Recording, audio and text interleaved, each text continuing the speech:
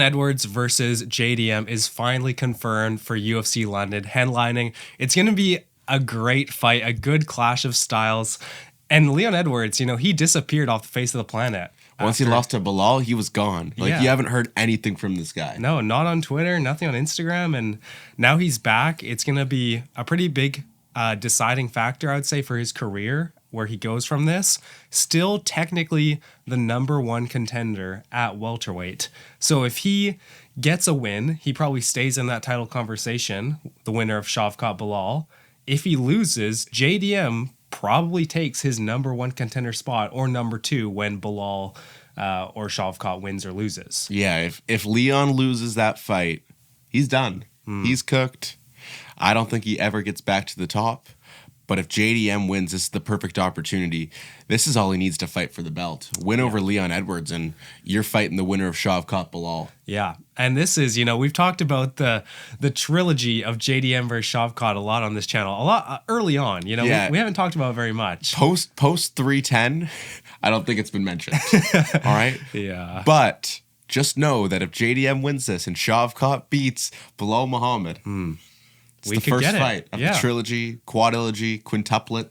And then Joaquin Buckley's going to ruin it. No, that dude is so bad. He's so bad. All right, let's talk about Leon Edwards, though, because he didn't actually take that much damage. Like in the Bilal fight, he did get, 49-46, but he didn't actually take any head strikes, really. He just looked tired. Bonk. Yeah, true. The bonk. The bonk might have concussed him. The bonk got him. That's why he couldn't use his phone for so long. He had to sit in a dark room for 9 months. Concussion. He went to Yuri's cave.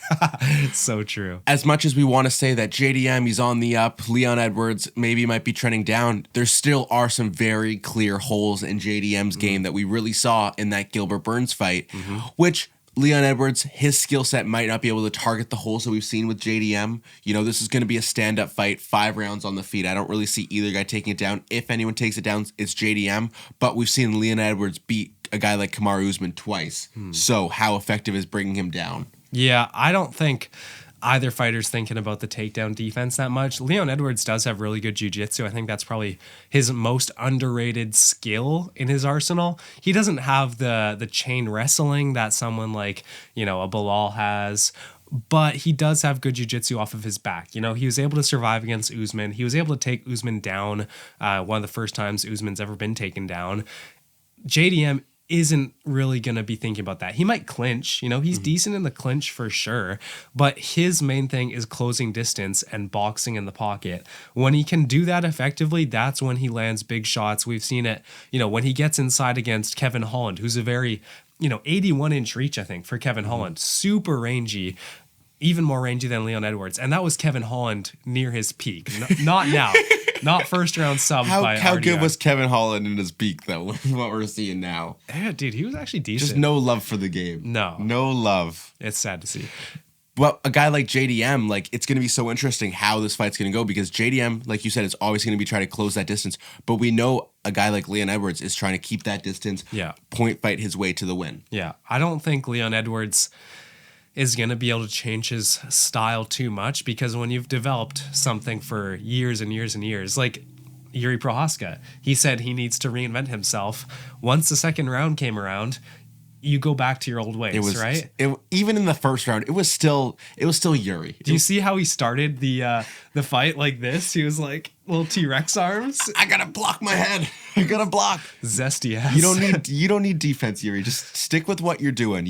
Leon is gonna come in with the same game plan he's came in with every fight. The same game plan that allowed him to have a 10+ fight win streak inside of the UFC. Can I mention something completely off topic? Yeah. Dude, I've been rewatching Lord of the Rings. That shit is goated. Helm's Deep is actually goated. It's crazy. Where was my invite to rewatch Lord of the Rings? Oh, I'm sorry. It used to be our thing, man. It used to be our thing. We did marathon all 9 hours in one night. I mean, ultimately, it's going to be a great fight. Yeah. It's going to be interesting to see how, a press conference for this. You know, it's a fight night. We don't really get a ton of coverage for a press conference like this, but who knows, since it's international, maybe we'll see a little bit more. But like, so. I don't really trust either one of these guys to really go out there and dominate a press conference. We have two guys who are good guys. You know, it's two good guys, made the best man win. That's kind of going to be the full extent of what we're going to see out of a press conference or any sort of social media hype up for Leon Edwards versus JDM. But it's going to be a good fight. Like, we could see, at its best, could show shades of Sean O'Malley versus Peter Yan. You know, Peter Yan trying to keep that distance close with the high, very fast hands, you know, really good high-level boxing. But you have Sean O'Malley trying to keep that distance. At its best, it could be that. At its worst... At its worst, it could be pretty bad. It could be anything. Yeah, I don't think it will be that bad. I think it's going to be very mid. I have struggles trying to think that a JDM fight could be that bad in a stand-up 5-round fight. Yeah, it's going to be at worst mid. Yeah. You know, they'll be very tentative. I think it's going to be maybe shades of Shavkat Gary in the first round, where they're both like, we do not want to engage or get caught. I think both guys are going to be more willing to go forward because JDM was close to losing the Gilbert Burns fight because he didn't push the pace enough and he got taken down.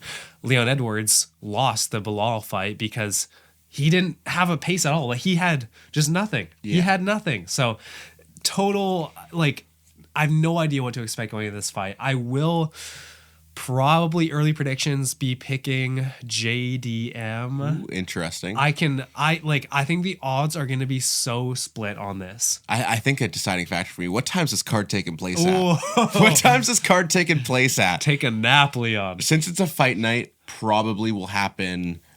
They're 8 hours ahead. Yeah. It's probably going to be around like 11, noon 12, Eastern. Pacific, because they're 8 hours ahead of us. Yeah. So yeah. Midday for us. They'll be fighting pretty regular time there. So if that is the case, helps out Leon Edwards. Yeah. You know, he's not having to fight at 4 or 5 in the morning like he did the last time. Bro, he struggled. That was tough on him. Yeah. But, I mean, ultimately, it's going to be a close fight. Like, I still, right now, maybe with Leon, just because I don't think, have we seen JDM really show much in a 5-round fight? Has he had a 5-round fight? Not that I mean, the Gilbert Burns was definitely 3 rounds. Before that, I don't think he's been the full 5 rounds, the distance. So, very much an advantage for Leon Edwards. Even in that Bilal fight, he went the 5 rounds, even though he looked terrible in the last few rounds. Yeah. 5 rounds with Colby, 5 rounds with Usman, 5th round KO versus Usman the second time. Yeah. Because I always forget that there was 3 fights. The 3 fights always throws it off for me. Try to be like, oh, the 3rd fight. I'm like, we got to erase that first fight. The first fight isn't canon. No. That's The Hobbit. Just kidding. The Hobbit's not that bad. It's not that bad. It's not that bad, but it's no Lord of the Rings. No. Let's move on to the rest of the card. Not the rest of the card. We're gonna skip Molly McCann versus Estela Nunes. We don't care. We don't care. You're not a big Molly McCann guy? No. No, fair enough. No. Should we talk about Jan Blachowicz? Jan Blachowicz versus Carlos Ulberg. Very interesting. Yeah. So there's odds already out for this fight. Ulberg minus 225 favorite. Ridiculous. Stupid. Have they watched this guy fight? Have they watched him? They just see his 9-inch hog and they think, gosh. This guy, Carlos Ulberg, has about 5 minutes of stamina. Yeah. And we have seen Jan Blachowicz take so many guys to 5-round decisions. Yeah. Even, very competitive 3-round decisions, too, with like a guy like Alex Pereira. Yeah. Jan Blachowicz is good. Like, he's the highest level of light heavyweight. He's still ranked top 5. He just hasn't fought, and he hasn't been super active. He had that quite a few injuries and surgeries. So I think he'll come back pretty strong. He is getting older. He's like 41 now. No, 72. 72nd birthday today for Jan Blachowicz. Everyone down in the comments, go wish Jan Blachowicz a happy 72nd birthday. Lucas, my current thought process, will we make it to 100? Oh, yeah. We have to do like a special video. Betting man, I'd put the money on Jan Blachowicz here. For sure. We've just seen so much out of him. We have not seen anything that I really love out of Carlos Ulberg. Honestly, every time I watch this guy fight, I sour on him more and more. The cardio, stamina is terrible. Yeah. In his last fight, after the first round, he was probably half the fighter he was. Oh, yeah. Like, he has a lot of technical striking skill, and like he's super big and long for the division. So he's okay. So gay. Chill, bro. Chill. Always be glazing this guy. That's why I can't have nice things. He's he is super long and rangy for the division. Kind of counter striker, pushes the pace like Izzy, but also like waits a lot like Izzy. So it provides issues for him when the rounds are gonna get close. Jan Blachowicz might shoot a takedown. Right? He's going to shoot Yeah, he'll probably shoot a takedown. And when the rounds start getting away from Carlos Ulberg, I don't see him going to be able to do anything about it. Like in the 4th and 5th round, this dude's going to have no stamina. He's going to be looking like Umar in the 4th and 5th round. This is going to be a 5-rounder? Oh, actually, you might be right. It might be 3. 3 rounds, closer. Yeah. I still lean Jan here. Same. I think Carlos Ulberg goes out, wins the first round. He has to get it done in the first round. Yeah. If he doesn't, just the veteran presence of Jan Blachowicz, take him down, control time, dominate him on the ground for 2nd and 3rd round. 5-round fight. I just don't see how, if Alex Pereira, who is leagues above in striking, can't finish Jan in the 1st, 2nd, or 3rd round, how is Carlos Ulberg going to do it? Yeah, we are like 2.5, 3 years removed from that fight, but still, like, I think that might have been Jan's last fight. I think it was. No, it wasn't. He had one more. He's had another fight since. Yeah, so his last fight was the loss to Alex Pereira.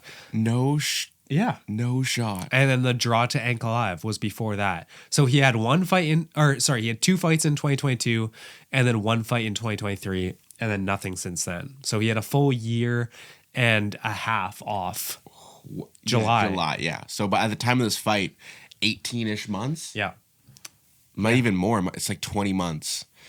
The ring rust, that's why first round goes to Ulberg. Ulberg got to get it done in the first round. If he doesn't, it's Jan all day. But that's not his style. Ulberg cannot, he's not some sort of guy who's going to blitz out there like Khalil Roundtree. Here's the thing. He's not that guy, but he also nothing in the 2nd, 3rd, 4th, 5th round. Exactly. That's why I think he's overrated. Oh, we were so high on this guy. I'm higher on Khalil Roundtree.